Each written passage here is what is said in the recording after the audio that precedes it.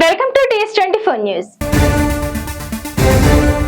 నాడు కేసీఆర్ కేటీఆర్ గార్లపై నోటుకొచ్చినట్టు బండి సంజయ్ అడ్డగోలు ఆరోపణలు చేసిండు. నేడు తన కొడుకు చేసిన ఘనకార్యాల కారణంగా న్యాయస్థానాల వెనుక దాక్కుంటూ నా పేరు వాడొద్దని గ్యాగ్ ఆర్డర్లు తెచ్చుకునేంత దిగజారుడు స్థాయికి పడిపోయాడు అంటూ బండి సంజయ్ పై ఆగ్రహం వ్యక్తం చేశారు MLC Deshapati Srinivas.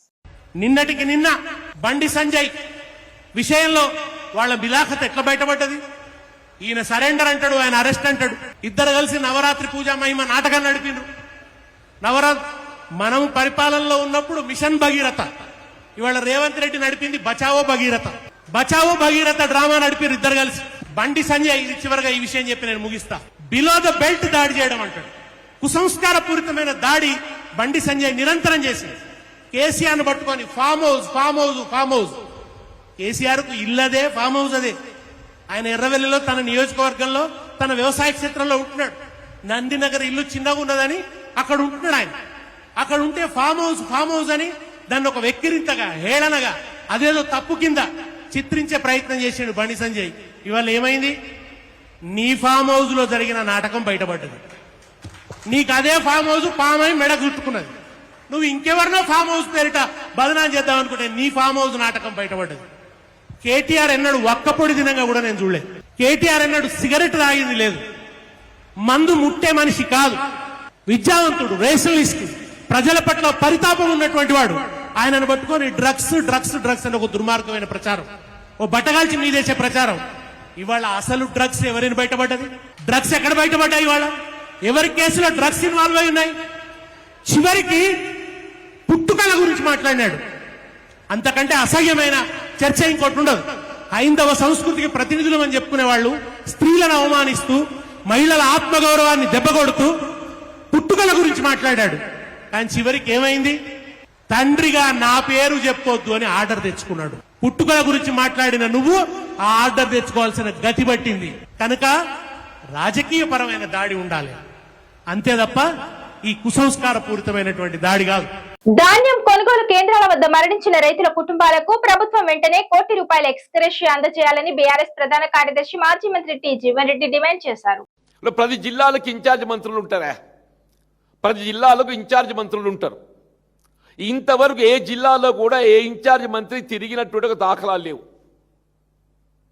Civil supplies minister, పౌర సరఫరా శాఖ మంత్రులు ఉత్తమ్ రెడ్డి గారు ఎక్కడుండో ఏంటో ఆయనకే తెలియదు.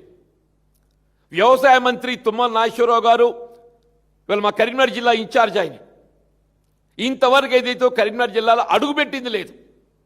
తుమ్మల నాగేశ్వరరావు ఏ కరీంనగర్ జిల్లాకి ఇన్ఛార్జ్ మంత్రిగా వ్యవహరిస్తుండో ఆయన కరీంనగర్ జిల్లాలో అడుగుపెట్టింది లేదు. పౌర సరఫరా శాఖ మంత్రులు ఏదైతుందో మొన్న ఒకసారి ఆ నల్లగొండకో సూర్యాపేటకో ఫ్లయింగ్ విజిట్ చేసినట్టు చూస్తున్నాయి. Flying visit. ఏ జిల్లా ఇన్ఛార్జ్ మంత్రి కూడా ఎక్కడ పర్యటన లేదు. వీళ్ళ ముఖ్యమంత్రి గారు ఏదైతుందో వీళ్ళ అందాల పోటీల నిర్వహణ, ఫుట్బాల్ మ్యాచ్ నిర్వహణ, ఆయన ఏదైతే అందాల పోటీల నిర్వహణకు రాష్ట్ర ప్రభుత్వాన్ని ఏ విధంగా సమాయుక్తం చేసిండో, ఫుట్బాల్ మ్యాచ్ నిర్వహణకు ఏ విధంగా రాష్ట్ర ప్రభుత్వం సమాయుక్తం చేసిండో, వీళ్ళ వరి ధాన్యం కొనుగోలు సేకరణ పట్ల ఏదైతుందో మరి ఆ ఆలోచన లేకపోవడు అసలు ప్రభుత్వం దృష్టిలోపల రైతాంగమైన వారు ఉన్నారా అని చెప్పని అనుమానం కలుగుతుందని చెప్పంటున్నా. ఉచిత విద్యుత్ రద్దు కోసమే కాంగ్రెస్ మోటార్లకు మీటర్లు పెడుతోంది. రాష్ట్రంలో ఉన్న ఉచిత విద్యుత్తును ఎగ్గొట్టి ప్రీపెయిడ్ మీటర్ల పేరుతో విద్యుత్ రంగాన్ని పూర్తిగా అదాని వంటి ప్రైవేట్ సంస్థలకు అప్పగించేందుకే రేవంత్ రెడ్డి నిర్ణయం తీసుకున్నాడు. మీకు ఒక విషయం చెప్పాలి, ఎంత ఘోరం అంటే ఇప్పుడు నిన్న కేబినెట్ సమావేశం జరిగింది, మంత్రివర్గ సమావేశం. నేను అడిగిన మన పార్టీ తరఫున, రాష్ట్రంలోని రైతుల తరఫున, రేవంత్ రెడ్డి గారు ఇప్పుడు ఏం ఎలక్షన్ లేవు, నువ్వు అనవసరంగా బేసిజానికి ఓకు, గీన చెప్తుండు కదా నేనెందుకు చేయాలి అనుకోకు. రాష్ట్రంలో ధాన్యం కొంటలేరు, వడ్లు కొంటలేరు, మక్కలు కొంటలేరు, ఎక్కడికక్కడ రోడ్ల మీద ఆరవోసుకున్నారు. ఆగమాగం ఉన్నది పరిస్థితి రైతులది. ఆ ధాన్యం కుప్పల మీద కుప్పగులు చచ్చిపోతుండ్రు. ఓదికి వడదెబ్బకు చస్తున్నారు, ఓదికి నువ్వు కొంటలేక నీ దెబ్బకు చస్తున్నారు. చూసుకోజరా మంత్రివర్గ సమావేశంలో మాట్లాడి ఆ పైసలేదో కేటాయించి ధాన్యం కొను అని చెప్పి నేను డిమాండ్ చేసిన. నేను అనుకున్న దబ్బన చూస్తాడేమో, చూసి ఏమన్నా రైతులకేమైనా చెప్తాడేమో అనుకున్నా. నిన్న పిడుగు లాంటి వార్త చెప్పిండు. ఏమంటుండు రేవంత్ రెడ్డి? నిన్న కేబినెట్ సమావేశంలో నిర్ణయం తీసుకున్నాడట. ఇప్పుడు మన కాడ ప్రీపెయిడ్ సెల్ ఫోన్లు ఉంటాయి, మీకు తెలుసు కదా, ప్రీపెయిడ్ ఫోన్లు తెలుసు కదా, ముందే పైసలు కట్టాలి, అది మీటర్ తిరుగుతూనే ఉంటది, ఆయనతో బంద్ అవుతుంది. 1000 రూపాయలు ఛార్జ్ చేసినాం అనుకో, ఆ 1000 రూపాయలు ఇవ్వగానే అది బంద్ అవుతుంది పనిచేస్తుంది. రేవంత్ రెడ్డి నిన్న కేబినెట్ లో నిర్ణయం తీసుకున్నాడు, ఇక రాష్ట్రంలో మీటర్లు మామూలు మీటర్లు తీసేస్తారట, మొత్తం ప్రీపెయిడ్ మీటర్లు పెడతారట. ఇక అంటే మీ ఇంట్లల్లో స్మార్ట్ మీటర్లు పెడతారు. ఇక బిల్లు కట్టకపోతే అప్నే ఆప్ బంద్ హోయాత. ఒక మీకే కాదు, హైదరాబాద్నే కాదు, మొత్తం రాష్ట్రంలో రైతులందరికీ మొదలు ట్రాన్స్ఫార్మర్ల కాడ మీటర్లు పెడతారట, అటెనక బాయిల కాడ మోటార్లు ఉంటాయి కదా, ఆ మోటార్లకు కూడా మీటర్లు పెడతారట. ఇక మీకు కేసీఆర్ గారు అందుకే చెప్పిండు ముందే, ఆనాడు మోడీ గారు ఎంత ఒత్తిడి తెచ్చినా, మోడీ గారు మెడ మీద కత్తి పెట్టినా కేసీఆర్ గారు ఒప్పుకోలే.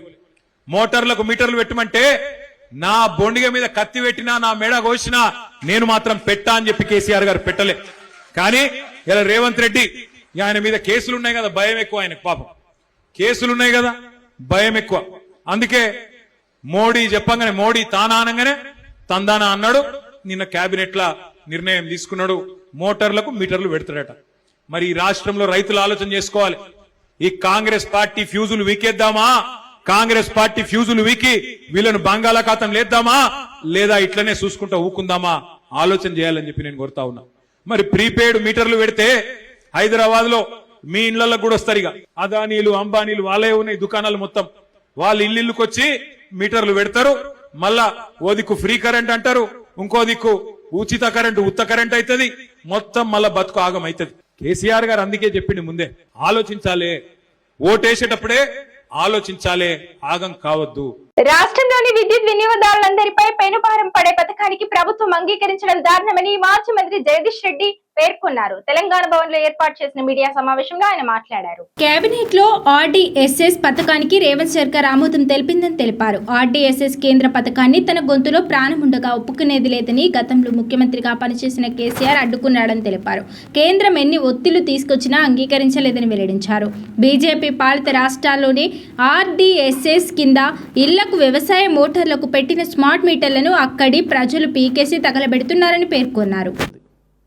ఒక మాటలు చెప్పాలంటే తెలంగాణలో ఇవాళ విద్యుత్ వినియోగిస్తున్న ప్రతి ఒక్కరి నెత్తిపైన కూడా పిడుగుపడబోతుంది ఈ ఆర్డీఎస్ఎస్ పథకంతో. ఎందుకు ఈ ఆర్డీఎస్ఎస్ పథకంతో ఎంత ఇబ్బందులు వస్తాయి, నిజంగానే ఏముంది దీంట్లో అంటే ఎందుకు కేసీఆర్ ఆ రోజు వ్యతిరేకించారు అంత తీవ్రంగా? పాపం మాటలో మాటగా అసలు మొత్తం కేసీఆర్ ఆనవాళ్ళు లేకుండా చేస్తానని మాట్లాడుతున్న ముఖ్యమంత్రి అప్పుడప్పుడు దీని విషయాల్లో మాత్రం అప్పుడు కేసీఆర్ తీసుకునే నిర్ణయం అని చెప్పేసి ఒక తొండి మాట లంగమాట మాట్లాడుతున్నాడు. కానీ ఈ పథకాన్ని కేసీఆర్ తీవ్రంగా వ్యతిరేకించిండు. వ్యతిరేకించడమే కాదు, సాక్షాత్తు శాసనసభలో చెప్పిండు, బయట కూడా చెప్పిండు, నా బొందులో ప్రాణం ఉండగా తెలంగాణ రైతుకు మీటర్ రానియను అని చెప్పి. ఇవి ఆనాటి స్టేట్మెంట్లు, ఇవన్నీ కూడా ఆ రోజు కేసీఆర్ గారు చెప్పిన మాటలు. నేను ఎట్టి పరిస్థితుల్లో ప్రాణం ఉండగా నేను తెలంగాణలో స్మార్ట్ మీటర్లు రానియను, రైతులకు మీటర్లు రానియను అని చెప్పిన స్టేట్మెంట్లు అనేకం ఉన్నాయి, శాసనసభలో చెప్పినవి ఉన్నాయి. అదొక పక్కన అసలు ఈ ఆర్డీఎస్ఎస్ పథకం ఏంది, నిజంగానే దీంట్లో చేరితే అంత నష్టమవుతుందా? బీఆర్ఎస్ పార్టీ ఉత్తగానే ఏదో పొలిటికల్గా చెప్పడానికి, కాంగ్రెస్ మీద ఏదో ఆరోపణలు చేయడానికి, ఈ ప్రభుత్వాన్ని బదనం చేయడానికి మాట్లాడుతుందని చూస్తే మీకు ఇది ఉత్తరప్రదేశ్లో పెద్ద ఎత్తున మహిళలు, ఉత్తరప్రదేశ్లో ఏదో ఒక ఊర్లో కాదు, మొత్తం ప్రధానమైన పట్టణాలు లక్నో, మీరట్, ఆగ్రా, అన్ని పట్టణాలలో, పెద్ద నగరాలలో మహిళలు వేలాదిగా రోడ్ల మీదకి వచ్చి మీటర్లను తీసుకొచ్చి రోడ్డు మీద పడేసి తగలబెట్టిండ్రు. తెలంగాణ రాష్ట్ర రేవంత్ దినోత్సవమైన జూన్ 2 నుంచి కాంగ్రెస్ ప్రభుత్వం మరో ప్రతిష్టాత్మక సంక్షేమ పథకానికి శ్రీకారం చుట్టబోతోంది. ప్రజల సామాజిక ఆర్థిక భద్రతే ధ్యేయంగా ప్రజా ప్రభుత్వం అడుగులు వేస్తోంది. ఈ క్రమంలోనే అర్హులైన ప్రతి కుటుంబానికి కొండంత అండగా నిలిచేలా ఇందిరమ్మ బీమా పథకాన్ని తీసుకువస్తున్నట్లు రాష్ట్ర ఉప ముఖ్యమంత్రి పట్టి విక్రమార్క అధికారికంగా ప్రకటించారు. రాష్ట్రంలోని సుమారు 1.15 కోట్ల కుటుంబాలకు ఈ పథకం ద్వారా 5 లక్షల ఉచిత బీమా రక్షణ అందించనున్నారు. కుటుంబంలో ఏదైనా అనుకోని ప్రమాదం లేదా విపత్తు సంభవించినప్పుడు ఆ కుటుంబం రోడ్డున పడకుండా ఆర్థికంగా నిలదొక్కునేందుకు ఈ బీమా మొత్తం ఎంతో దోహదపడుతుంది.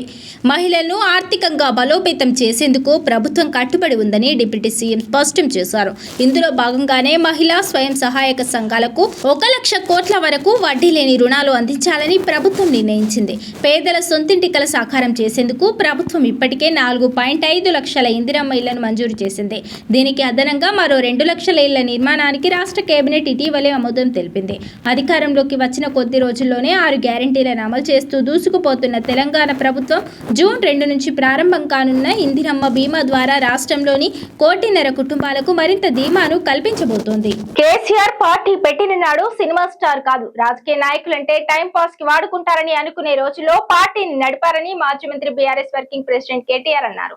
తాజాగా ఆయన అంబర్పేటలో కార్యకర్తల నాయకులతో మాట్లాడారు. హైదరాబాద్ లో జెండా పట్టేవాళ్ళు లేకుండే ఇవాళ సైన్యం తయారు అయిందన్నారు. పార్లమెంట్ లో తెలంగాణను అవమానించిన వాళ్లకు సమాధానం చెప్పడానికి బీఆర్ఎస్ పార్లమెంటులో లేదన్నారు. దిక్కుమాలిన కాంగ్రెస్ ని మూసీలో కలపాలని విమర్శించారు. రైతుల కన్నీళ్ల నుంచి నెత్తురు కారుతుందని ఆరోపించారు. జూన్ లో తమ పార్టీ సభ్యత్వ నమోదు ప్రారంభమైందని, జూలైలో కమిటీలు వేసుకుందామని తెలిపారు. జూన్ 15 తర్వాత శిక్షణ కార్యక్రమాలు నిర్వహించుకుందామని చెప్పారు. కార్పొరేటర్ కావాలని అనుకునే వాళ్ళు ప్రజల్లో ఉంటారో వారికి అవకాశం ఉందని తేల్చి చెప్పారు. ప్రజల మధ్యలో ఉండే నాయకులకు టికెట్ ఇస్తామని, మీ గల్లీ కేసీఆర్ మీరే కావాలన్నారు. ప్రభుత్వంపై ప్రజలకు పీకల వరకు కోపం ఉందని, కాంగ్రెస్ కి వారం రోజులు అయితే 50% కాలం అయిపోతుంది, ఒక్క ఇల్లు కూడా కాంగ్రెస్ కట్టలేదని విమర్శించారు. శనివారం ఆదివారం వస్తే హైడ్రా పేరుతో పేదల ఇండ్లు కూలగొడుతున్నారని మాజీ మంత్రి కేటీఆర్ మండిపడ్డారు. రేవంత్ రెడ్డికి ఉన్న నగరాన్ని పట్టించుకునే తెలివి లేదు కానీ ఫ్యూచర్ సిటీ అంటున్నారు. న్యూయార్క్ లా ఫ్యూచర్ సిటీ అంటున్నారు. ఎవరి కోసం కడతారు? మూసి అని ముఖ్యమంత్రి మురుస్తున్నారు. ఇక నిన్న కేబినెట్ మీటింగ్ లో ధాన్యంపై కనీసం చర్చ చేయలేదు. రాష్ట్ర వ్యాప్తంగా స్మార్ట్ మీటర్స్ పెడతారట, ట్రాన్స్ఫార్మర్స్ వద్ద మీటర్స్ పెడతారట. మోడీ తానా అనగానే రేవంత్ రెడ్డి తందానా అన్నారు. కాంగ్రెస్ పార్టీ ఫ్యూజులు పీకాలి, అదానీ అంబానీ మనుషులు మీ ఇంటికి వస్తారు, మోటార్స్ వద్ద మీటర్లు వద్దు అని కేసీఆర్ ముందే కేంద్రానికి చెప్పారు. ఉచిత విద్యుత్ రద్దు కోసమే కాంగ్రెస్ మోటార్స్ వద్ద మీటర్లు అంటుంది. డిసెంబర్లో కార్పొరేషన్ ఎన్నిక ఉంటుంది అనుకుంటున్నాను. ఇంకొక సంవత్సరం తట్టుకుంటే మళ్ళీ మనదే అధికారం, భూముల ధరలు మళ్ళీ పెరుగుతాయి, మళ్ళీ గులాబీ జెండా ఎగరాలి అని కేటీఆర్ దిశానిర్దేశం చేశారు. నేను ఈ వేదిక ద్వారా, కూకట్పల్లి వేదిక ద్వారా అడుగుతా ఉన్నా రేవంత్ రెడ్డి గారిని, అయ్యా రేవంత్ రెడ్డి గారు, ఇందిరమ్మ ఇండ్లు అన్నావు కదా, ఇందిరమ్మ ఇండ్లంటివి కదా, ఎస్సీ ఎస్టీలకు 6 లక్షలు ఇస్తా అన్నావు, మిగతా వాళ్ళందరికీ 5 లక్షలు ఇస్తా అన్నావు. హైదరాబాద్ మహానగరంలో ఒక్క ఇందిరమ్మ ఇల్లు నువ్వు కట్టినట్టు చూపెడితే, ఒక్క ఇందిరమ్మ ఇల్లు నువ్వు కట్టినట్టు చూపెడితే నేను శాశ్వతంగా రాజకీయ సన్యాసం తీసుకుంటా, దమ్ముందా రుజువు చేయని చెప్పి నేను వారిని ఇవాళ సవాల్ చేస్తా ఉన్నా. ఒక్క ఇల్లు హైదరాబాద్ మహానగరంలో ఒక్క ఇల్లు ఎక్కడన్నా కట్టినావా? దమ్ముంటే చూపెట్టు. ఉన్న ఇల్లు కూలగొట్టడం తప్ప కొత్త ఇల్లు కట్టే తెలివి లేదు. కానీ చెప్పుకుంటాడు నేను గుంపు మేస్త్రిని అని. గుంపు మేస్త్రి అంటే కడతాడా కూలగొడతాడా అమ్మా నాకు తెలియక అడుగుతా. గుంపు మేస్త్రి అంటే కట్టాలా. వీడెక్కడి గుంపు మేస్త్రి? ఉన్న ఇల్లు కూలగొట్టేటోడు, ఉన్న కొంపలు పూసుకునేటోడు గుంపు మేస్త్రి ఎట్లయితాడు? ఆలోచించండి. తెలంగాణలోని సీఎం రేవంత్ రెడ్డి సర్కార్ కీలక నిర్ణయం తీసుకుంది. పేద వర్గాల ప్రజలకు శుభవార్త చెప్పింది. 2వ విడత ఇందిరమ్మ ఇండ్ల పథకాన్ని అమలు చేసేందుకు సిద్ధమైంది. 2వ విడతలో భాగంగా రాష్ట్రంలోని 2.5 లక్షల మంది పేద వర్గాల ప్రజలకు ఇండ్లు మంజూరు చేయాలని నిర్ణయించింది. తెలంగాణలోని సీఎం రేవంత్ రెడ్డి సర్కార్ కీలక నిర్ణయం తీసుకుంది. పేద వర్గాల ప్రజలకు శుభవార్త చెప్పింది. శనివారం సీఎం రేవంత్ రెడ్డి అధ్యక్షతన జరిగిన మంత్రిమండలి సమావేశం పలు కీలక నిర్ణయాలు తీసుకుంది. తెలంగాణలో పేదల ఇండ్ల నిర్మాణానికి పెద్దపీట వేయాలని మంత్రిమండలి నిర్ణయించింది. పూరి గుడిసెలు లేని ఆదర్శ వ్యాప్తంగా తెలంగాణను తీర్చిదిద్దాలని తీర్మానించింది. జూన్ 1 నుంచి ఇందిరమ్మ పథకం 2వ విడత కింద పేద కుటుంబాలకు 2.5 లక్షల ఇళ్లు మంజూరుకి ఆమోదం తెలిపింది. తెలంగాణలోని ఇండ్లు లేని నిరుపేదలకు రేవంత్ సర్కార్ శుభవార్త చెప్పింది. ఇప్పటికే 1వ విడత కింద పేద వర్గాల ప్రజలకు ఇండ్ల నిర్మాణం చేపట్టిన ప్రభుత్వం తాజాగా 2వ విడత ఇందిరమ్మ ఇండ్ల పథకాన్ని అమలు చేసేందుకు సిద్ధమైంది. 2వ విడతలో భాగంగా రాష్ట్రంలోని 2.5 లక్షల మంది పేద వర్గాల ప్రజలకు ఇండ్లు మంజూరు చేయాలని నిర్ణయించింది. ప్రతి నియోజకవర్గానికి 2,000 చొప్పున వెంటనే ఇందిరమ్మ ఇండ్లు మంజూరుకు అనుమతి ఇచ్చింది. అయితే తొలి విడతలో ప్రారంభించిన ఇందిరమ్మ ఇండ్లలో జూన్ 2వ తేదీ నాటికి దాదాపు 1,00,000 గృహ ప్రవేశాలు జరగాలని నిర్ణయించింది. రాష్ట్రంలో నిర్వహించిన సర్వేల ప్రకారం 15,000 కుటుంబాలు ఇప్పటికీ గుడిసెల్లో నివాసం ఉంటున్నారని, వెంటనే వారికి ఇందిరమ్మ ఇళ్లను మంజూరు చేయాలని కేబినెట్ నిర్ణయించింది. ఇది వాల్ట్ బులెటిన్. మరో బులెటిన్ లో మళ్ళీ కలుద్దాం. స్టే అండ్ టీస్ 24 న్యూస్.